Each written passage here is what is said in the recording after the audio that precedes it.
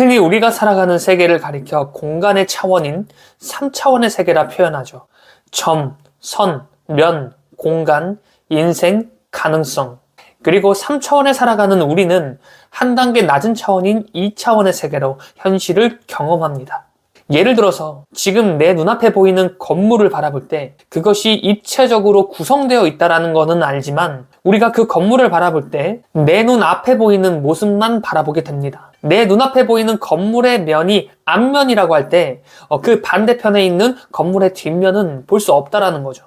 그렇게 우리는 3차원의 세계를 살아가지만 한 단계 낮은 차원인 2차원의 세계로 이 세상을 바라보고 인식하게 됩니다. 만약 각 차원에 존재하는 이가 있다면 우리와 마찬가지로 자신이 존재하는 차원보다 한 단계 낮은 차원으로 세상을 바라볼 거예요. 예를 들어 4차원, 그 자체에 존재하는 이는 아마 과거, 현재, 미래라는 시간의 개념이 한 곳에 모인 차원이 될 거예요. 3차원의 세계에 1차원이라는 시간의 흐름이 더해진 차원. 그게 바로 4차원 세계니까요. 그렇다면 4차원 세계에 존재하는 이가 건물을 바라보게 될 때면 분명 우리와는 다르게 그 건물의 앞면, 뒷면, 심지어 옆면과 윗면까지 입체적인 모습으로 그 건물을 바라보게 될 겁니다. 그리고 한 차원 더 높은 차원인 5차원 세계에 존재하는 이는 4차원이라는 과거, 현재, 미래가 무한히 모인 차원이 될 거예요. 그러니까 예를 들어서 내가 선택하지 못한 기회비용에 대한 가능성까지 모든 무한한 정보가 모인 차원의 세계. 저는 이 차원의 세계를 가리켜 가능성의 세계라 표현합니다. 그리고 5차원 세계라 부르죠. 만약 5차원 세계에 존재하는 이가 이 세상을 바라보며 경험할 때, 그러니까 같은 예시로 5차원 세계에 존재하는 이가 한 건물을 바라보게 될 때 그 건물의 모습이 아파트일 수도 있고 상가 건물이 될 수도 있었으며 쇼핑몰이 될 수도 있었고 공원이 될 수도 있었으며 어쩌면 아직 개발되지 않은 그저 넓고 푸른 논밭의 모습일 수도 있을 겁니다. 그 5차원 세계에 존재하는 이가 아파트의 모습으로 그 건물을 바라본다면 분명 그 건물은 아파트의 모습일 거고요. 만약 상가 건물의 형태로 그것을 바라본다면 마찬가지로 상가 건물의 형태로 과거, 현재, 미래의 모습이 비춰질 거예요. 즉 5차원 세계가 인식하고자 하는 방향대로 무한한 가능성의 차원이 반응하여 그 자리가 마치 아파트가 될 수도 있고 상가 건물이 될 수도 있으며 쇼핑몰이 되었을 수도 있다는 겁니다.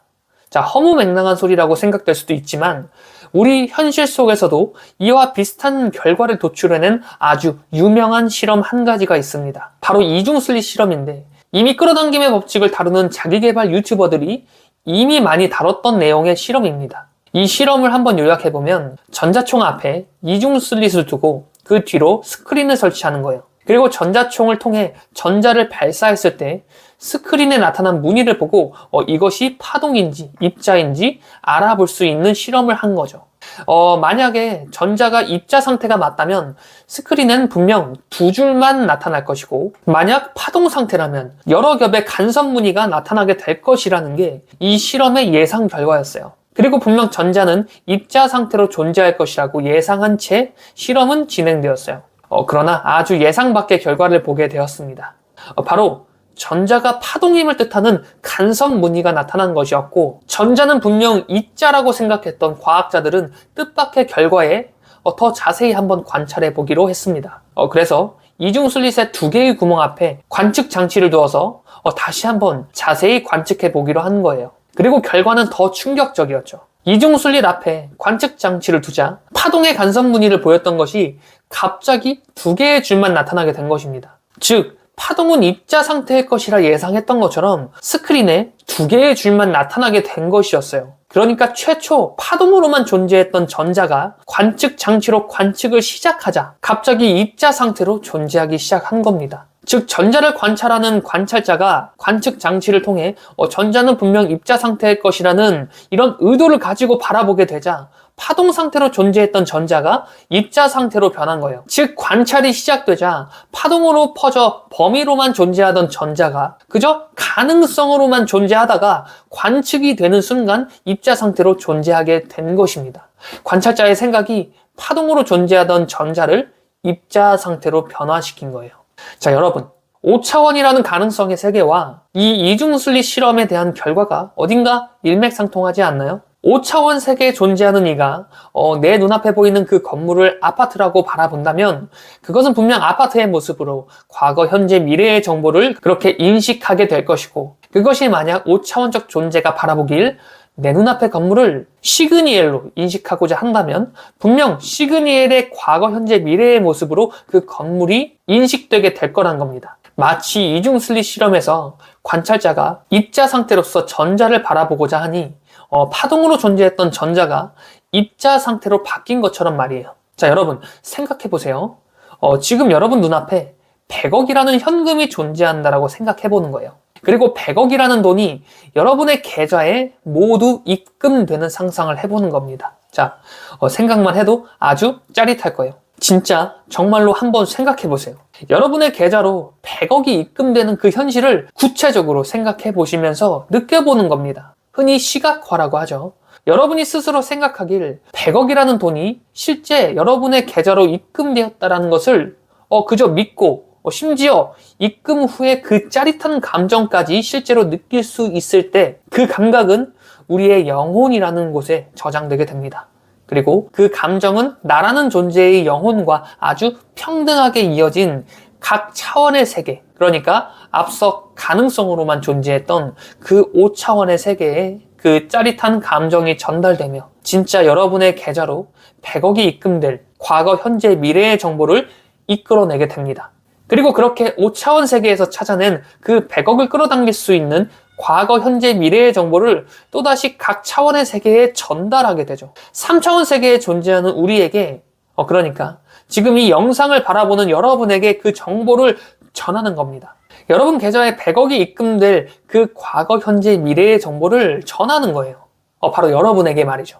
그리고 여러분은 그 정보를 매 순간 받아들이게 됩니다. 실제로 지금도 여러분은 그 정보를 받아들이고 있는 중이에요.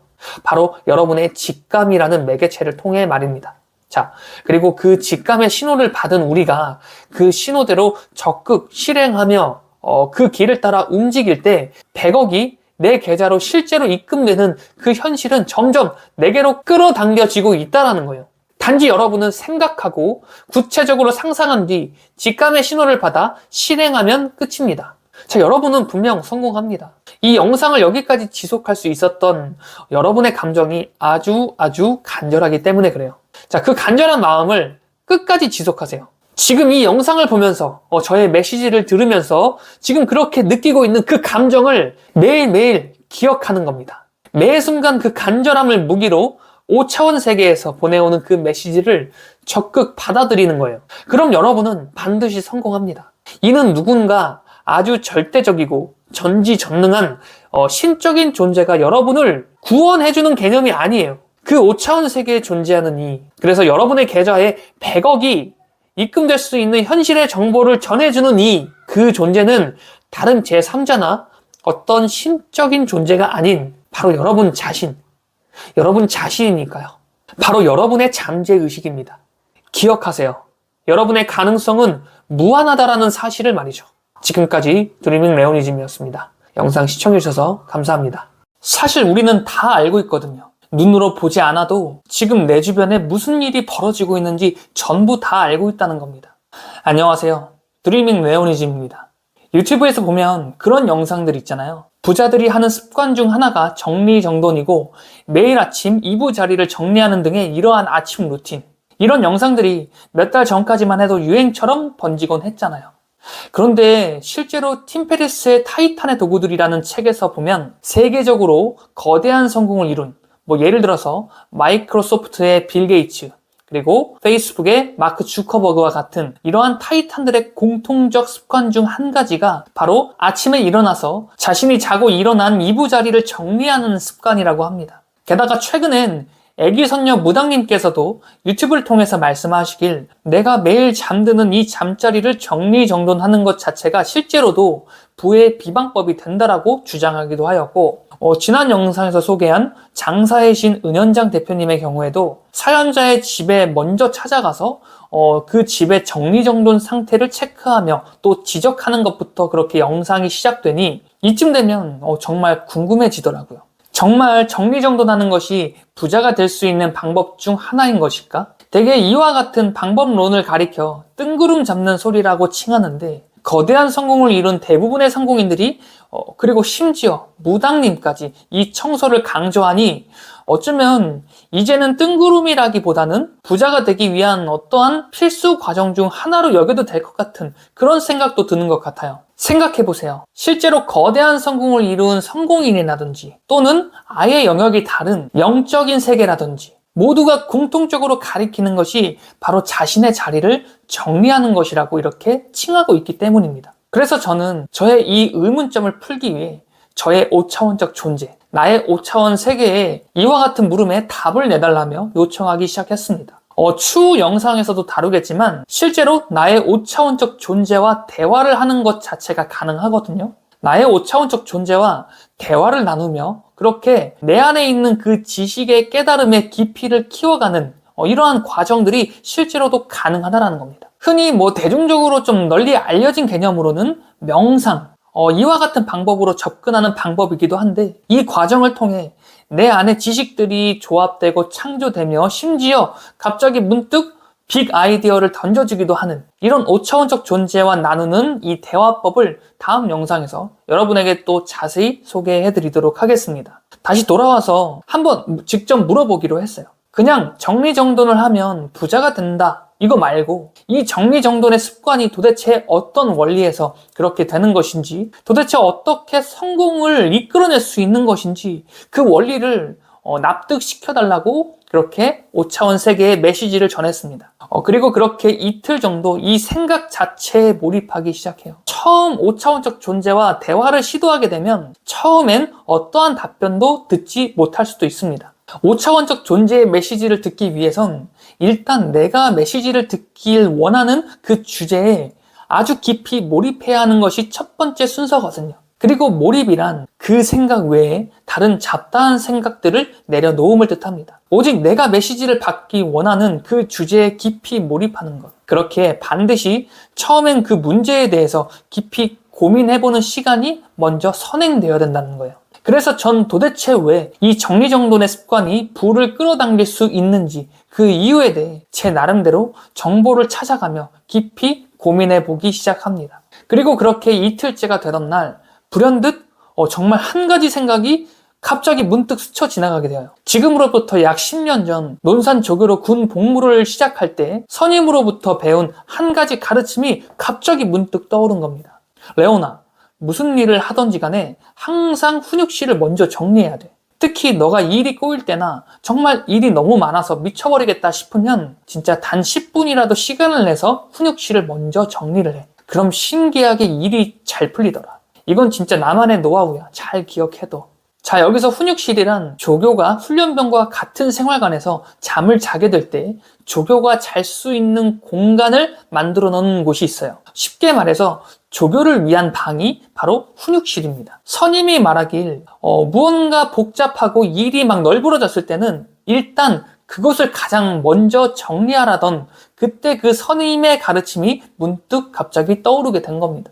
이는 분명 5차원적 존재가 제게 준 직감이자 메시지가 분명하다는 것을 깨달았어요. 그래서 저는 그 메시지를 시작으로 더 집중 몰입하기 시작합니다. 그리고 그렇게 고민을 이어가던 시간이 일주일이 될 때쯤 문득 한 가지 빅 아이디어가 떠오르게 됩니다. 지금부터는 제가 얻어낸 그 한 가지 빅 아이디어를 여러분에게 공유해 드릴 건데 이제부터가 정말 중요하거든요. 지금부터의 이 메시지를 여러분이 집중해서 여러분의 것으로 소화해낼 수 있으시다면 여러분은 최소한 제가 이 깨달음을 얻기 위해서 집중 몰입했던 일주일이라는 시간을 단 10분 만에 얻어가실 수 있는 겁니다. 정말 집중해 주셔도 좋을 것 같아요. 자, 정리정돈에 대한 정보를 찾아다니게 되던 중 문득 안 대장님이 1000억대 자산가 형님에게 들은 현관을 정리하는 노하우에 대해 소개하는 영상을 보게 됐어요. 그리고 그 영상을 보면서 이 빅 아이디어는 제게로 순간 스쳐 지나가게 되었습니다. 일단 안 대장님이 그 영상을 통해서 전한 메시지는